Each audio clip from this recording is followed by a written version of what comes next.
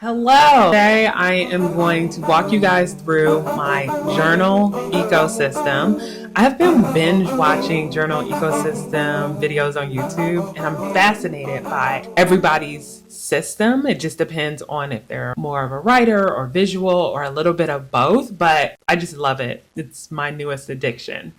I also have a quiz that I'm going to give you guys too, just so you guys can determine what type of journaler you are. But I'm going to just dive right on in and let's just talk about what I'm using today. So, what I have been doing consistently since 2017 is doing memory keeping. It started out as bullet journaling. I realized bullet journaling really wasn't for me, but what I did like about the bullet journaling was like this scrapbooking activity that goes along with it. So I kept doing it, and now I consider what I do more memory journaling because I am just capturing what I'm doing on a daily basis. And so with that, I use the Leuchtturm journal. I have tested out other journals, but for me, the Leuchtturm is perfect. The A5 size, the paper quality, like my Tombow markers don't bleed. I can even use watercolor. Yes, watercolor will crinkle the pages a little bit, but I don't mind that. And I just love the Leuchtturm journal. It would take a lot for me to switch to something else for my memory journal. And so I also like to go to a local store called Jenny Blick every year and buy the journal and then also have the journal embossed. I also have gone to Leuchtturm online and they also will emboss your journals for you. And so love this paper. I got it, I think, from Paper Source years ago. So I've used it the last 2 years to line the inside spread. I love reusing little bags and stuff. I like making my own stickers, sometimes with the silhouette, sometimes with the regular printer, sometimes with my lean sticker maker. I love hand lettering. You guys know I love hand lettering. There's these Midori stickers also that are calendars and they fit right into the pages, which I absolutely love. So I always do my months at the beginning of the book. The only reason I'm not showing it is because they have people's birthdays and so forth, so personal information. I always have, or usually I have my vision board. Of course, I did also vision board bingo card. I'll put that link in here. And then every month I do a little spread and then I start journaling. I also, for my journals, as you guys know, do the math and put little washi tapes, a little stickers, so I know how many pages I should use for each month. But I journal almost every night. If I miss a day or two, I record what I did in the digital journal app, and then I'll go back and fill in stuff. But this, I love it. I go back to my old journals sometimes just to see maybe what I was doing 3 years or 4 years ago, or to see where my head space is at. But I absolutely love it. And I love it. I did this really fun spread for July, which I posted online. It's just a way for me to really keep track of what I'm doing every day, even the mundane to the exciting experiential things I do. So this is my main thing, is my memory journal. So then after that, you guys know I've had this for years, and anytime I have like a business idea or I'm working out, I use the silhouette to cut stickers and stuff. So sometimes when I find tips and stuff online, I'll throw that in here. It's just like a big idea book. I still use this for some of those big ideas. This new discbound binder that I keep on my desk has replaced that a little bit because I find that I'm doing some of that now in this discbound journal. I'm going to make some tabs for this. I made tabs for my 9 to 5 work journal, but I definitely need tabs in this because it helps you organize information. And that's the lovely thing about the disc bound system. I mean, you can do it in a ring binder too, but you guys know I just love the disc bound. Is you can have folders in this, you can have tabs in this, you can easily remove pages. I fell in love with the disc bound system. About 10 years ago, I bought the Martha Stewart, this beautiful gold disc bound notebook, and I don't even know why I bought it because I don't like lined paper. But I guess I just wasn't in the season of life for disc bound journals, or I just didn't realize how to use it properly. But it's so interesting. A decade later, here I am, and I'm addicted to disc bound journals, and they have made my life so much better. It's just crazy. But anywho, love disc bound journal. Now I'm on this disc bound kick. I wanted to start, I've done hand lettering, I've done watercolors. I love teaching myself new art forms. And so one that's really big right now is acrylic markers. And I wanted to make sure that I was actually using the acrylic markers and some of my other mediums like watercolor and so forth. So I decided to make this little baby disc bound journal, which I absolutely love. I've even made this to hold it together. And in this journal, I practice just using the acrylic markers and seeing how they blend and making mistakes. That's like a weird lady right there. And I have just absolutely loved experimenting with acrylic markers. I think the only thing is with this set, I need more shades of green because it has tons of blue, but not as much green. I have to really blend to try to get the green that I want. That is my only critique of those markers. But this has been really good. So at night, I will journal for 10 minutes or so, and then I will sketch and paint for another 15 minutes. And that's a nightly practice. So what else do I have? I don't know if this counts as a notebook per se, but I also use the disc to organize things. So downstairs in my kitchen, I have the stand where I have all my Green Chef recipes, and the ones that I like, I will punch it with the Levenger because I love Levenger. They're the best. But I have the Levenger puncher. It will save all of my favorite recipes in a disc bound form. But I also created this one here in order to save all my scrap pieces of paper so I can use it if I'm making journals for people, or if I want to add paper to my journals to add a little bit of texture. But it's just a neat way to hold all my prints and stuff. I just love it. And I experimented with this cover. I have a laminator and I laminated fabric, which I think is pretty cool. And last but not least, that is a part of my system, I purchased this Hobonichi cover from Paper Source, and I was like, this is perfect because this will prevent the pages from getting crinkled. And I made, yes, another notebook to go into this. It's a little bit smaller than this one because this one I used 9x12 sheets and I cut it in half, so it's like 9x6. This one, unfortunately, wouldn't fit in here, which was heartbreaking.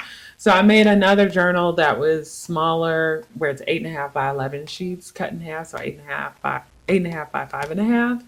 And I wasn't exactly sure what I was going to use it for. I just knew that I was going to keep it in my bag.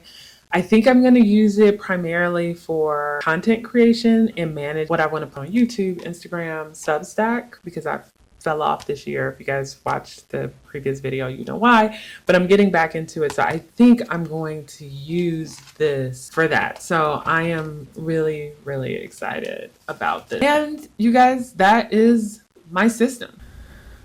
Okay, so how do you stay consistent with journaling? And I really believe that it is dependent on the location of your journals. So I have a journal bag. Let me walk you through like my whole setup.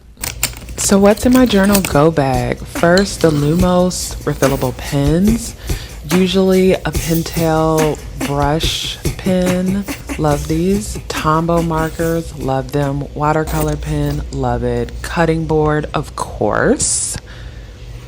And then we have double stick tape, which is a lifesaver.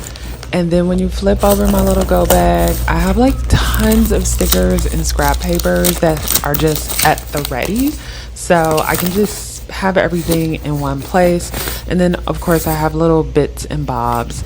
I have multiple pairs of scissors, and then you'll see my little whiteout thingy and an eraser. So yeah. So here's like a pop quiz, and you can write down your answers or just mentally calculate kind of what journaling system works best for you, and I will kind of check off the ones that I love. So are you perfect binding, ring binding, or disc bound? I'm disc and perfect. I don't do rings. I don't like rings. Rings like mess up. They just get a little funky. I can't do rings. But you might love rings. There's a whole community of ring people out here. Are you a word person, a visual person, or both? So you will find videos of people who only keep journals for writing, and that's it. Poetry, books, their thoughts. You'll have people that primarily just keep journals for their sketching or for memory keeping, like me, or scrapbooking, like they want it for visual. And then you'll have people who have a combination of the two. Like some people do morning pages, but then also have a sketchbook and also have a memory book. Which one are you? Washi tape, stickers, or nothing? I was a big washi tape person. I still have washi tape, but I'm more of a sticker person now. I love me some stickers. I have transitioned to stickers, but some people love nothing. Are you, when it comes to the cover of your journal, cardstock, leather, pleather, plastic, right? Just depends. Depends on how rough you are with the journal. Depends on your aesthetic. What kind of like speaks to you? I use a little bit of everything. As long as it's my color and my style, I'm good. As far as what you write in your journal with, are you pen, markers, or pencil? Or just, art material like paints? I am everything but pencil. I'm just not a pencil girl. I'm trying to use pencil drawings with my new acrylic marker illustrations, but I even hate the sound the pencil makes a little bit on the paper, but I'm trying. I'm not a pencil girly. I am a pen and marker girly. Do you like photos or nothing? If you're a photo person, you might want to get little small photo printers or a regular printer or some kind of printer so you can print photos. Or if you don't care about photos, and you can add even kind of collages in there. Are you like, a straight photo person, a nothing person, or, collage person? There's rarely a notebook I have that has nothing in it. It would have to be like literally for work purposes only. When it comes to, if you're a disc bound girly like me, there's so many different systems, like the Levenger system, the Happy Planner, the ARC system. I am a Levenger girl. I believe in quality disc, and I don't necessarily buy all of the Levenger stationery because not all of it is really my aesthetic, which is why I end up having most of the things that go in my journal. But regardless, I love their disc. I love their disc. They have the best. What size book do you like? Are you an A5, an A4? Do you love letter size?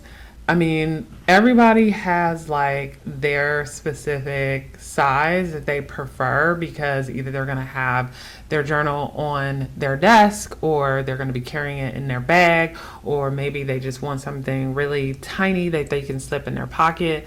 What works for you?